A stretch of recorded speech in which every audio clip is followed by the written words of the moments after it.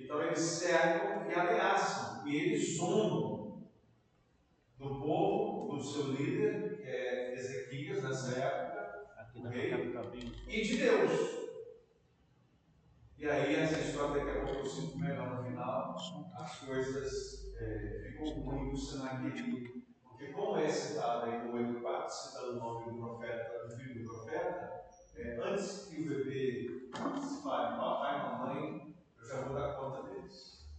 É tipo assim, fique calmo, fique confiante de que eu, Senhor, cuido do meu povo.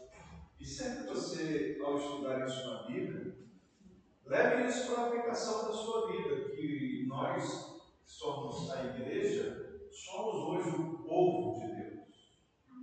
E não é o fato apenas de termos o título de povo de Deus que faz com que Deus nos abençoe e nos guarde. Porque, inclusive, essa questão mesmo vai ser um problema para o povo em épocas como o do profeta Jeremias. Depois a gente vai ver. Porque o povo desobedece a Deus à torta e à direita, mas vive uma religiosidade. E acham que só por terem Deus como o seu Deus protocolar, Deus está com eles. E Deus fala pelo profeta: eu vou destruir todos eles.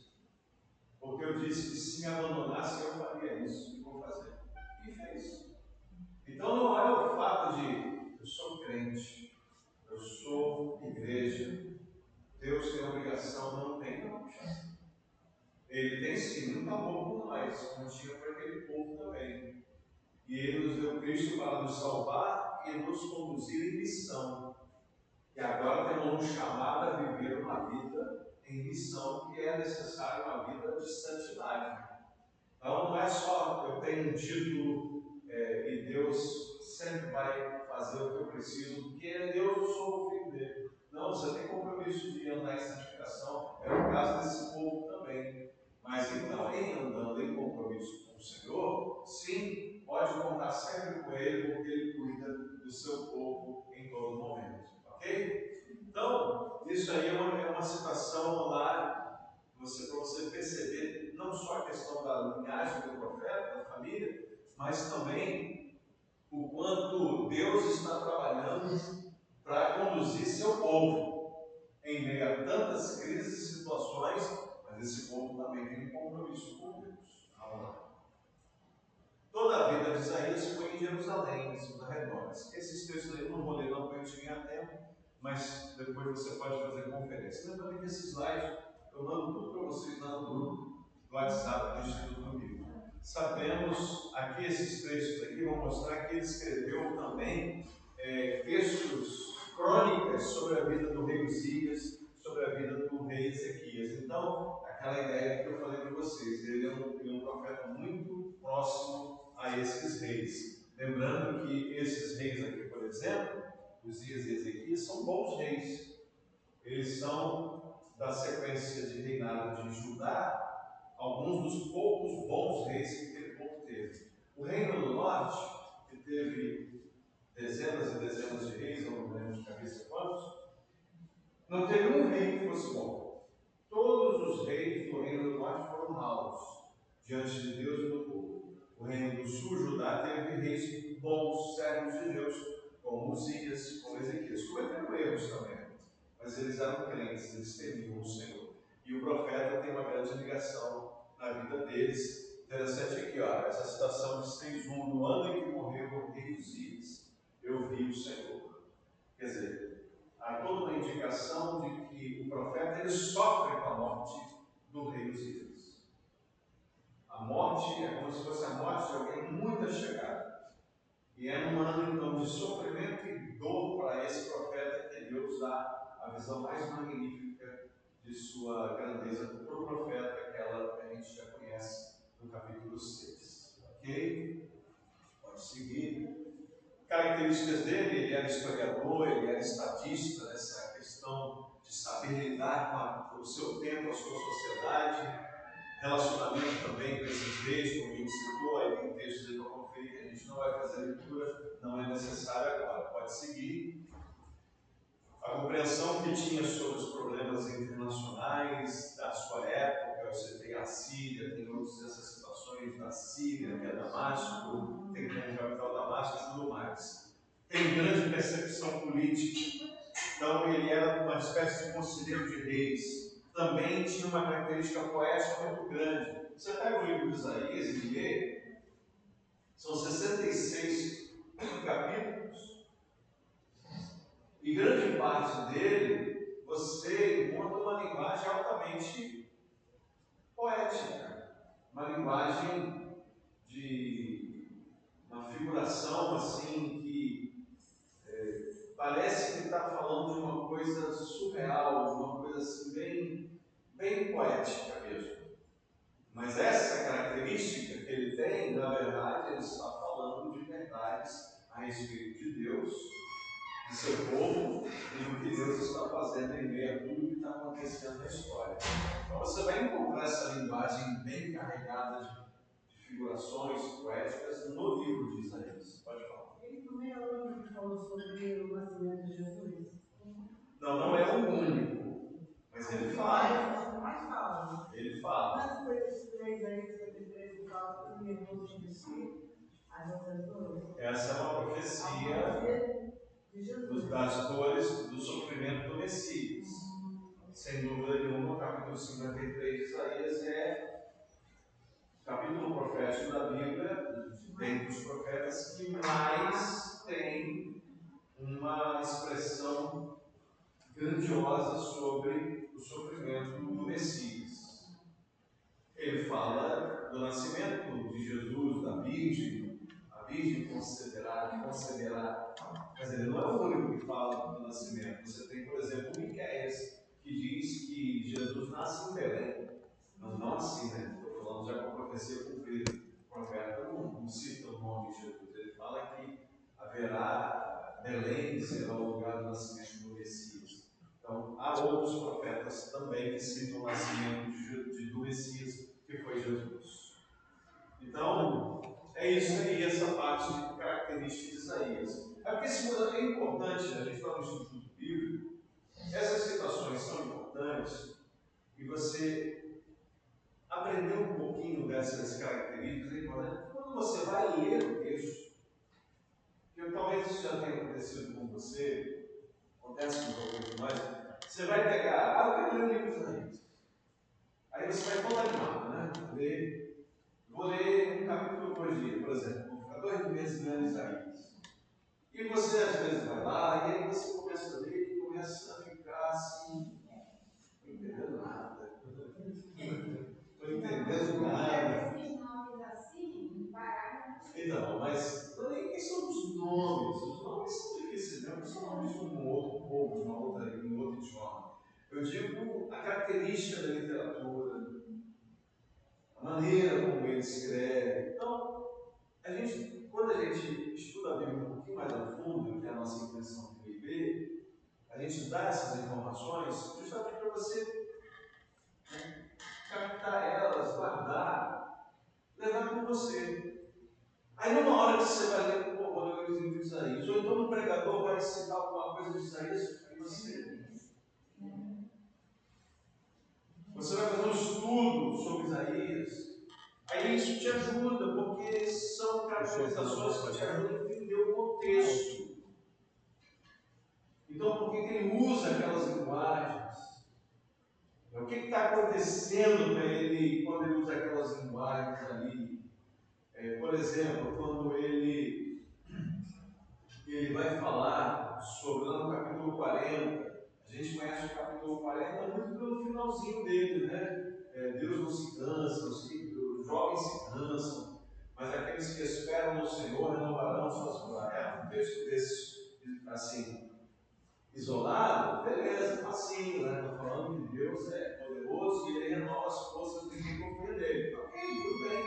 Só que, dentro do contexto, você vai ter outras palavras e versículos e que, se você começa a ler, aí você percebendo o que está acontecendo na política internacional daquele tempo, os reis que tentam dominar e oprimir o povo, a situação política, os pecados do povo, isso te dá uma noção. Claro, você vai precisar estudar, você precisa de um auxílio, um comentário, um pregador que prega, te explica, mas aí, ó, a tua cabeça está ordenada, você está entendendo.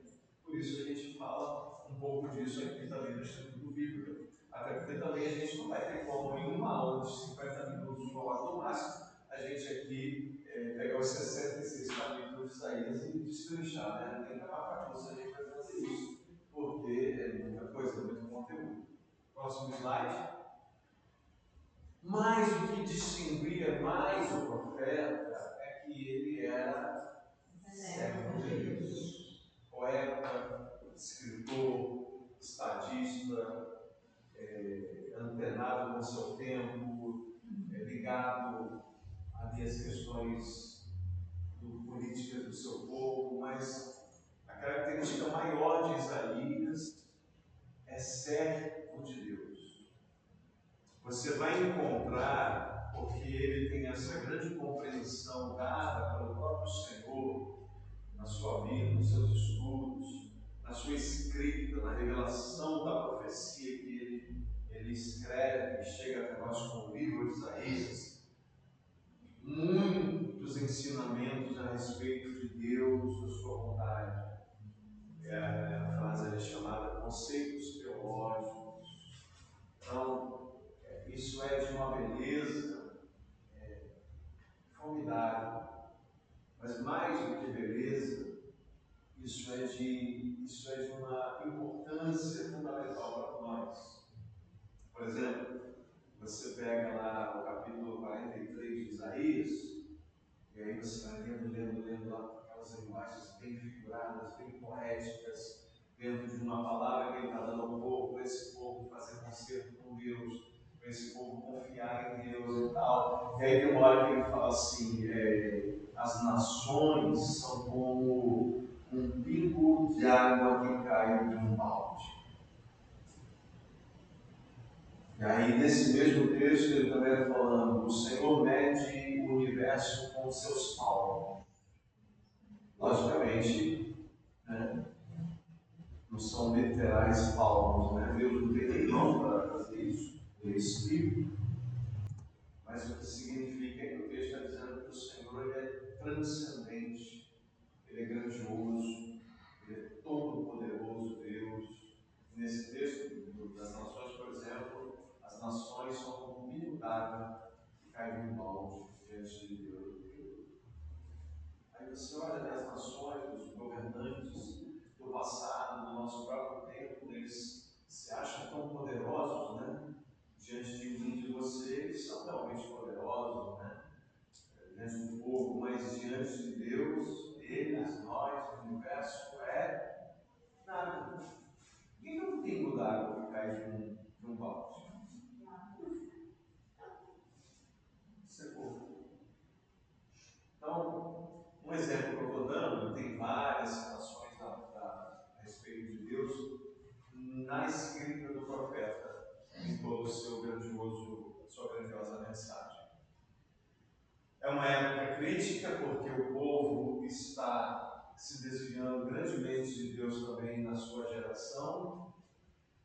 É uma época que tem muitos inimigos, como eu já citei, a Síria e mais alguns povos ao redor. É uma época de decadência espiritual também, enfim, e o povo está com o coração endurecido e preferindo fazer a sua própria vontade e não se importando com os propósitos de Deus. Então, como em tantas outras épocas do mundo, é uma época crítica e ele profetiza com firmeza, com ensino, com palavra verídica de Deus. Todas as suas profecias são cumpridas, né, no Messias, no futuro e num curto período daquele tempo. Porque a profecia tem isso, né? É uma coisa interessante de se mencionar, que serve também para os outros profetas.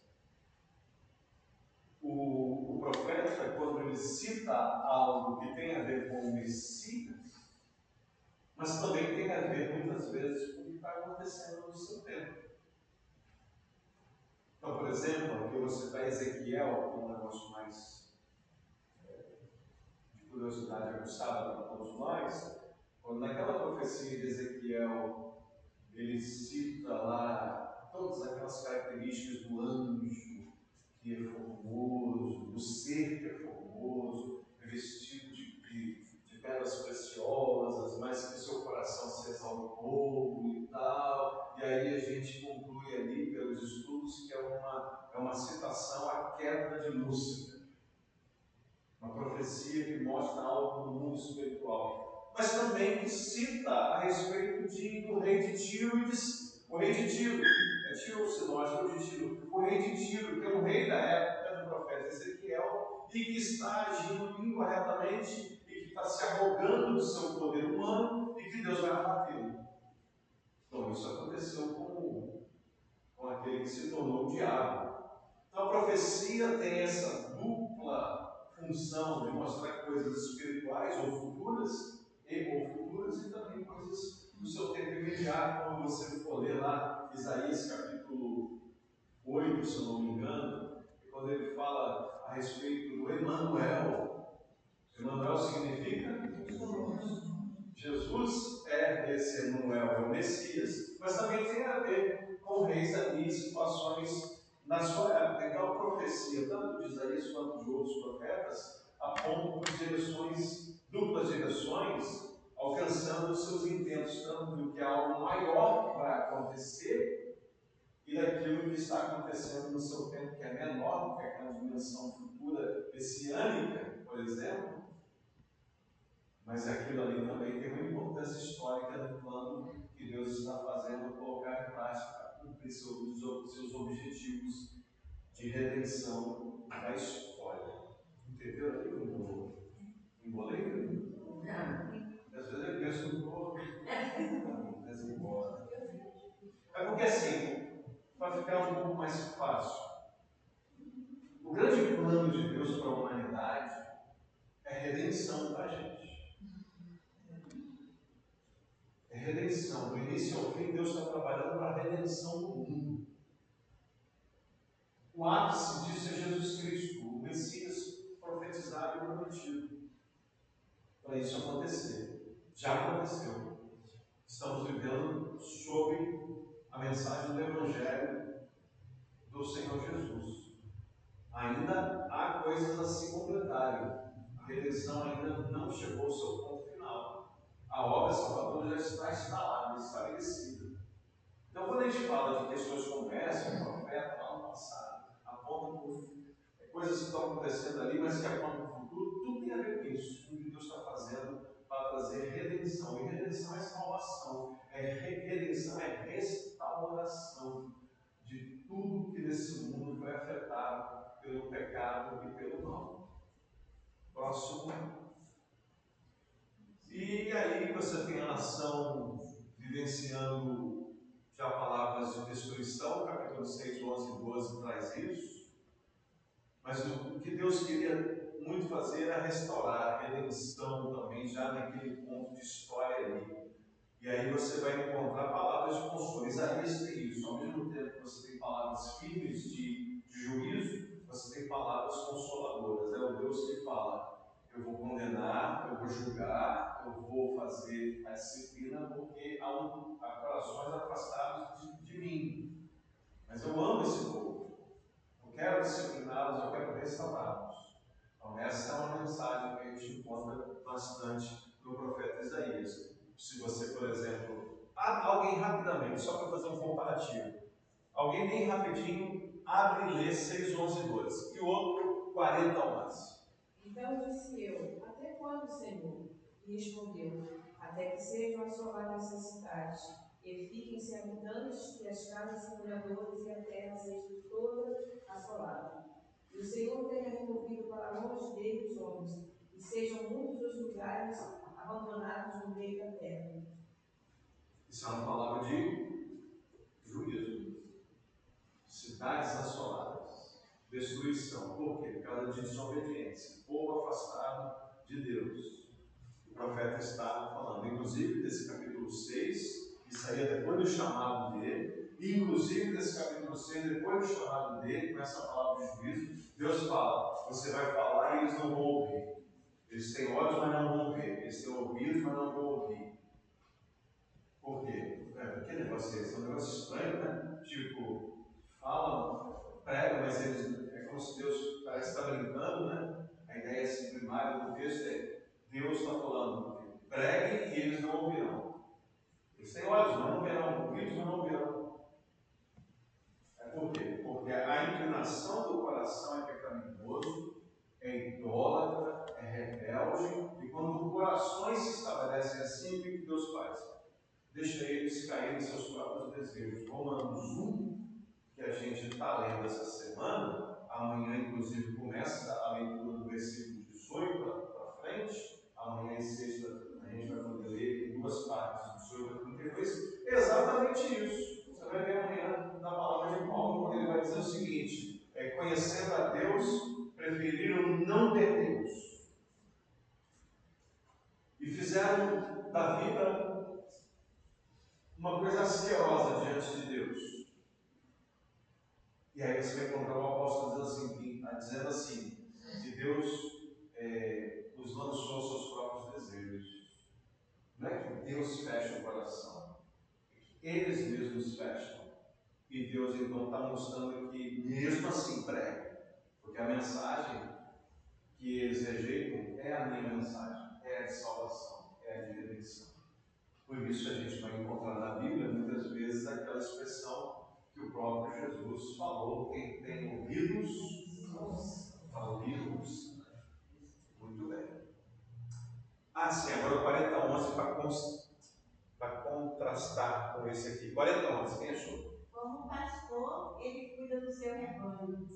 Com o braço, ajunta os cordeiros e os carrega no colo. Conduz com cuidado as ovelhas que amamentam suas filhas. Interessante, né? Bem diferente do tom de 6, 11 e 12, que é de juízo. O de 40:11 eu carrego o meu povo no colo, igual o pastor carrega uma ovelha no seu colo para cuidar dela. Então não é que Deus quer castigar.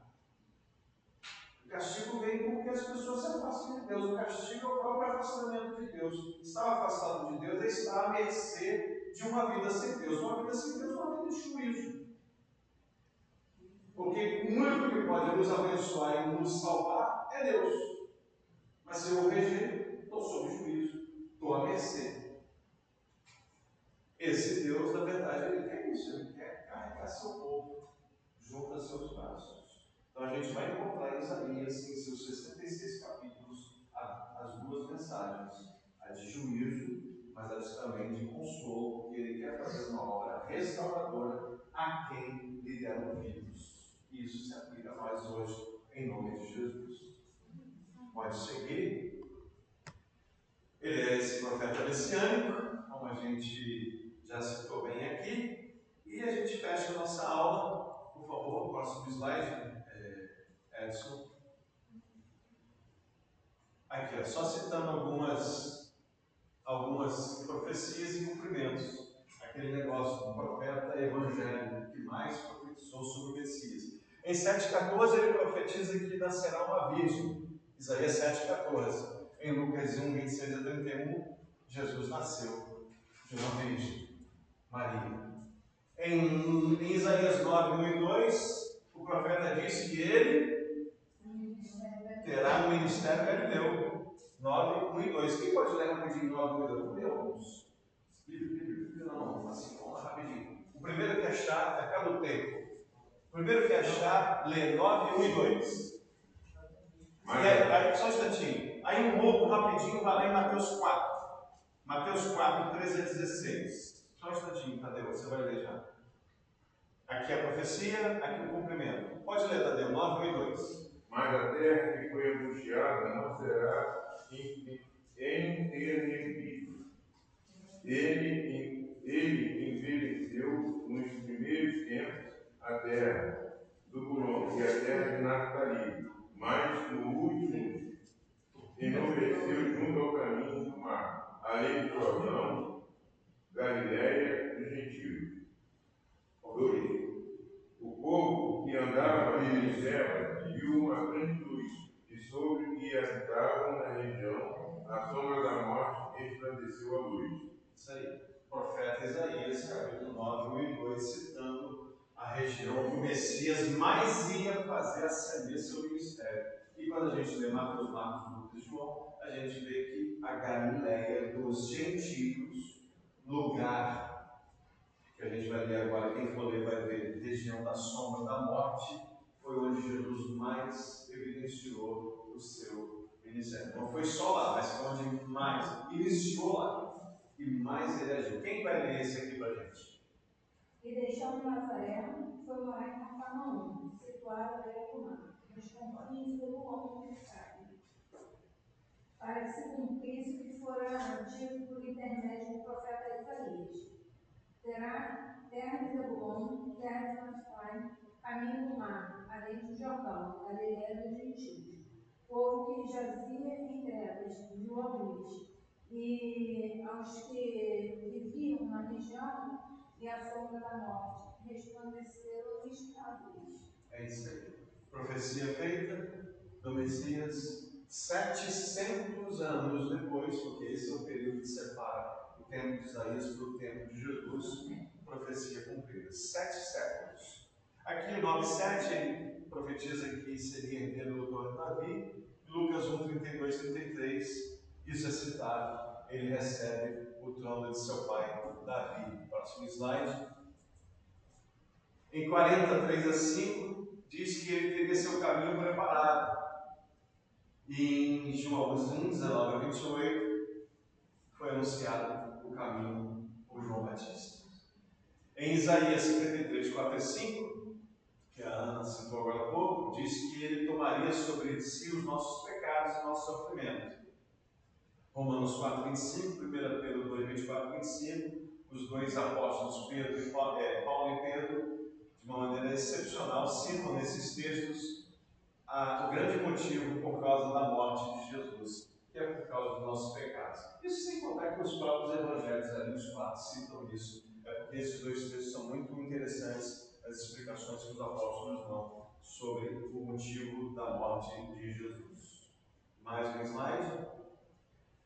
Diz aí, Isaías 53, 10, 11, que ele salva se dele crê. Em João 3, 16, Atos 16, 31, a salvação foi provida a todos os que creem. Ou seja, ele é um profeta messiânico, o maior profeta messiânico de todos. Então, pode passar mais um slide e a gente fecha aqui, né? Não vai dar muito tempo, mas nesses 10 minutinhos finais que nos resta, a gente faz aquelas aplicações aí que eu mandei para vocês e alguns de vocês anotaram ali. Então, por exemplo, aqui, começando por Adilson e Vilmar, eu anotei, né? Está lá no WhatsApp. Adilson e Vilmar, falei Vilmar. O Adilson e a Vilmar ficaram de ler e leram, ok? Isaías 40, 27 a 31. O que tem de aplicação nesse texto para nós aí? Vocês podem me dizer, Adilson e Vilmar. São alguns dos especiais textos desse profeta para a gente fechar a nossa aula. A aplicação é esperar no Senhor e confiar nossa vida plenamente em suas mãos. Significa depender dele como nossa fonte de ajuda e de graça. Em tempos de necessidade, quando nós sentimos fracos e desanimados, precisamos confiar no Senhor. Ele renova nossas forças, nos levanta como águias e nos faz perseverar, mesmo em meio às lutas. Maravilha, dá para falar esse comentário teológico isso aí. Muito bom. É isso aí, né? É o famoso texto, né, Adilson do lar, né? Gostou do texto, Adilson? É um dos mais lindos da Bíblia, né? Os que esperam no Senhor renovarão suas forças, voarão como águias, né? Como águia, né? Como é que uma águia voa, Adilson? Baixo ou alto? Alguém aqui já viu alguma águia pousando na sua goiabeira? Não. Águias são aves de lugares montanhosos, voam alto. Águias, falcões, essas aves, dessas características aí. Então, Deus usa, o profeta usa essa palavra para dizer que, então, quem confia no Senhor, como ela disse, voa alto renovado, ou seja, vai viver renovado. A vida é fácil? Não é. Mas Deus vai renovar. É uma grande mensagem essa de Isaías 40.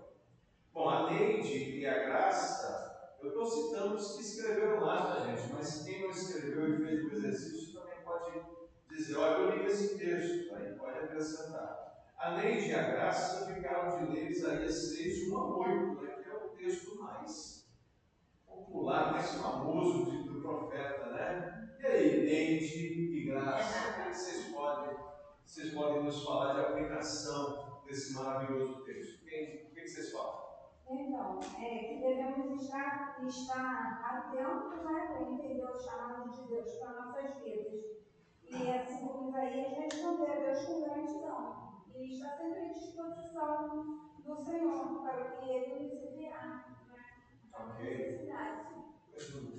Um pequeno e bom resumo. Aí eu te pergunto, Graça, você que fez a leitura do texto também, esse chamado que a gente deve ficar atento a responder com prontidão, né? Como ela disse, a gente atende de qualquer jeito, a vida pode estar de qualquer jeito que Deus vai usar a gente?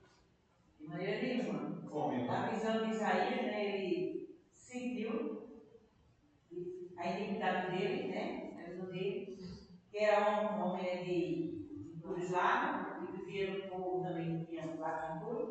Então, a gente está dizendo para a gente tem que melhorar cada dia mais, limpar nossos lábios em santidade, para servir o Senhor Espírito de verdade, e atender esse chamado com muito empenho, mesmo que a gente talvez tenha até cansado no final. Porque o Senhor é o Deus, se Ele se exerce, o que é melhor para nós, e que a gente tenha um bom desempenho para ganhar alma para Jesus e fazer discípulo. Eita, maravilha. Falou bem demais, né? Mas é sério. Palavra-chave de tudo que ela falou em relação a responder esse chamado, que foi o caso de Isaías, nesse capítulo 6 ou 8. Qual é a palavra-chave que a Graça usou ali? A gente precisa ter uma vida de palavrinha só que resume tudo. Santidade. É isso aí. Santificação. Santidade. Interessante. Se você nunca percebeu isso, perceba e faça uma leitura em casa. Duas coisas interessantes sobre isso. Uma é que ele fala sobre os lábios, né? Sou um homem de lábios impuros. Qual é a função de um profeta? Falar a palavra. Eu gosto muito desses simbolismos bíblicos, né? Eu gosto muito, porque eles nos apontam verdades muito profundas. Ou seja, como nesse caso, a parte do corpo que o profeta mais vai usar na sua vida é a que é citada na sua purificação, no seu pecado, na sua confissão de pecados, na sua purificação. Ele confessa, lábios impuros, muita gente às vezes pensa de maneira simplória, ele fala palavras de baixo calão, palavrões. Não é isso. Lábios impuros a gente fala, Jesus já disse no futuro, depois disso, né, do que o coração está cheio. Então, lábios impuros são lábios que falam de coisas que não vêm de Deus, coisas carnais, coisas mundanas, coisas efêmeras, coisas fúteis. Aliás, como tem futilidade no nosso tempo, né? Como tem futilidade por aí fora, né? Muita futilidade, muita coisa efêmera, passageira, superficial. Então, o profeta, o homem, a mulher de Deus, o crente em Jesus, ele fala de coisas espirituais de Deus. Então, é nesses lábios impuros que o anjo do Senhor pega uma brasa lá do altar, que é o lugar do sacrifício, onde tem o perdão do pecado consumado por causa do sacrifício, e vai lá e toca onde? Nessa visão que ele teve da presença do Senhor. A segunda coisa muito interessante é que ele usa uma expressão quando ele tem a visão de Deus. Nessa visão que ele teve. É uma visão espiritual que ele tem, um negócio sobrenatural que Deus está dando para ele. Ele usa uma expressão, é uma interjeição. Qual é a expressão que ele usa quando ele vê, se assusta e pensa que vai morrer? O que ele fala? Vocês que leram também, a gente foi para lá agora, acho que foi preparar os negócios da cantina. Quando ele vê Deus na visão, ele fala uma expressão. A gente não fala expressão, caramba, eita, puxa vida, qual é a expressão que ele fala no texto?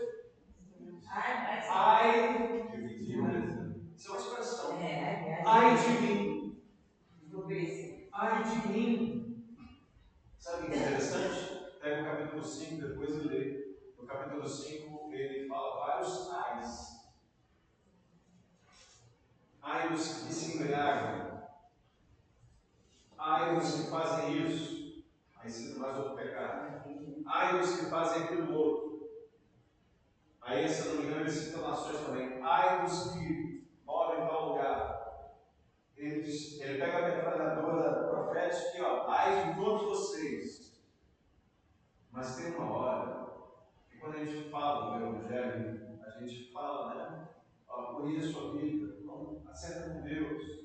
Mas a gente também precisa falar ai de mim.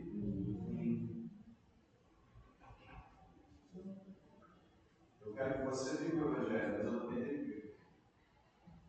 Então, no capítulo 6, no capítulo 5 ele já profetiza. No capítulo 6, a profecia dele, a vida dele, agora toma uma profundidade inimaginável para ele.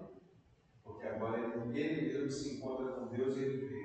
Todos esses que eu falei que são pecadores, eles estão, mas eu também sou. Eu sou tanto quanto eles.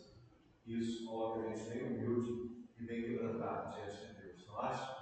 Isso é muito interessante nesse encontro do capítulo 6. Mas ó, tem o capítulo 35 também, que agora ficou de ler. Você leu lá? E aí, o que você aplica para a gente? Não dá tempo de ler aqui, mas pelo menos o que você aplica para a gente no capítulo 35? E a transformação do deserto, né? O deserto e a terra árida se alegrarão e florescerão como uma tulipa. E fala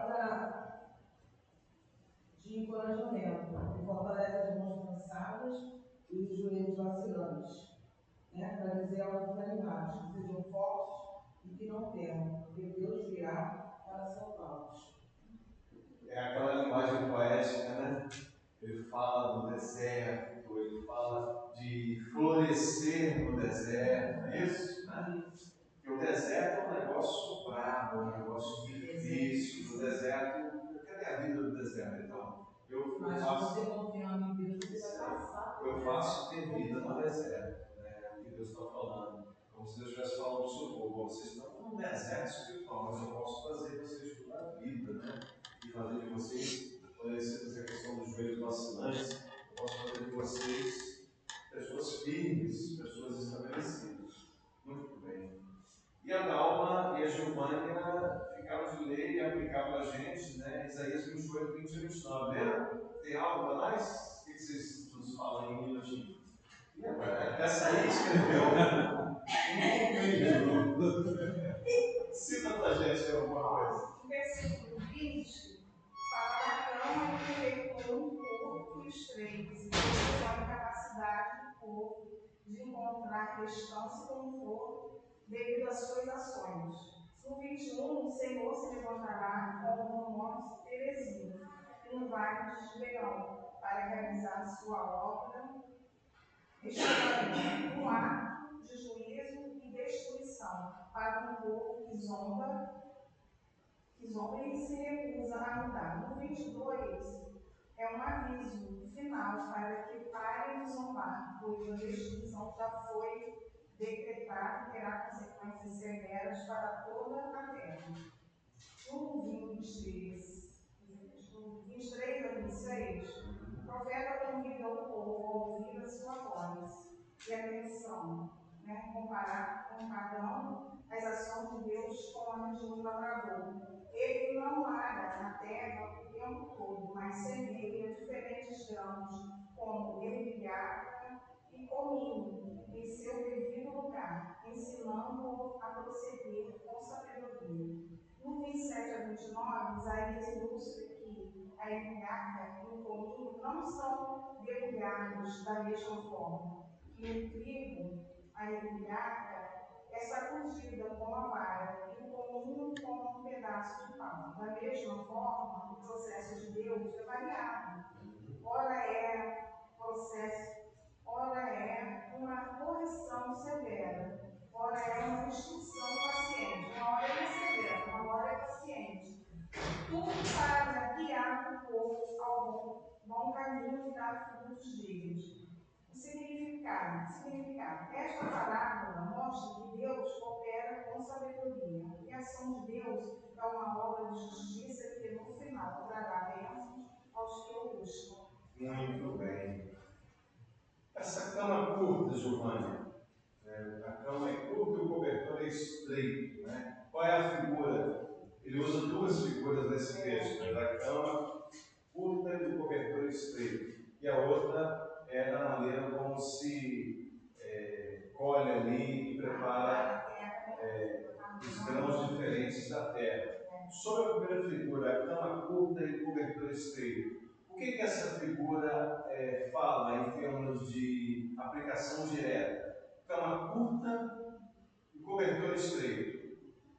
O que traz uma cama curta e um cobertor estreito para nós, por exemplo? Se eu deitar uma cama mais curta que é o meu tamanho. Não entendi muito bem. Que poder ter um zombar de Deus. Não. Alguém respondeu. Ajuda a Giovana. Cama curta, cobertor estreito, traz uma mensagem de desconforto. Você já dormiu com um cobertor menor do que você? Você puxa para a cabeça, descobre o pé. Puxa o pé, descobre a cabeça. Você não vai descansar suficientemente. Cama curta. Por exemplo, o David tem aí uma estrutura alta, tá? Eu também tenho. Mas o David deitando numa cama que. Qual a sua altura, David? 1,94. Tem que deitar numa cama de 1,80m. Onde é que o pé dele vai ficar? Lá fora. Vai ficar desconfortável. O que Deus está falando para o seu povo é: o que vocês acham que é a solução da vida de vocês, na verdade, é um grande desconforto.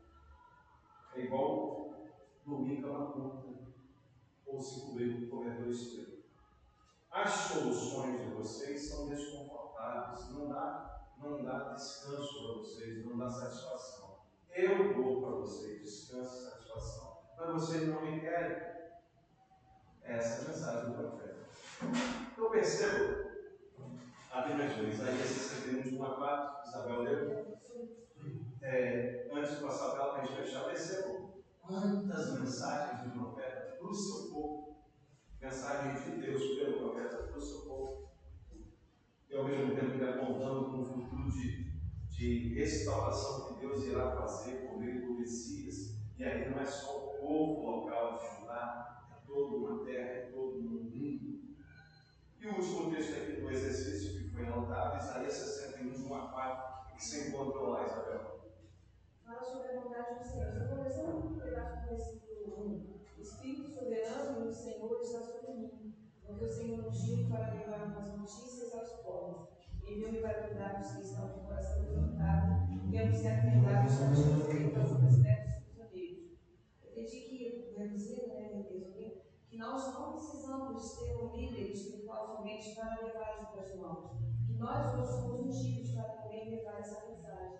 Através de nosso testemunhar, das nossas palavras, nós possamos também, através da unção do Espírito Santo, levar cura aos que estão chamados com gemas invisíveis, através das ansiedades, e ajudá-los também a sair dessas crises que às vezes no mundo o povo passa.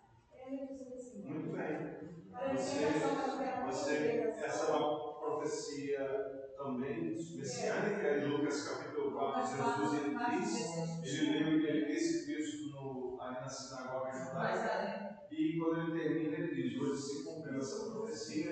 E depois em João capítulo 20, ele vai dizer assim para os discípulos: assim como o Pai me enviou, eu envio vocês. E nós outros somos discípulos também, porque cremos na mensagem que o Evangelho trouxe desde o início. Então, é isso aí. Nós somos comissionados para levar salvação a todos os que estiverem ao nosso redor. Deus nos abençoe na mensagem do profeta Isaías. Eu espero que vocês, a partir de hoje, leiam o profeta com os olhos com mais compreensão e aplicação para a vida espiritual e nossa missão de vida que temos nessa terra. Eu vou deixar de hoje para amanhã esse texto, com tudo que a gente viu aqui lá no grupo. Eu vou também mandar falar um quadro cronológico dos reis e profetas de Israel e Judá.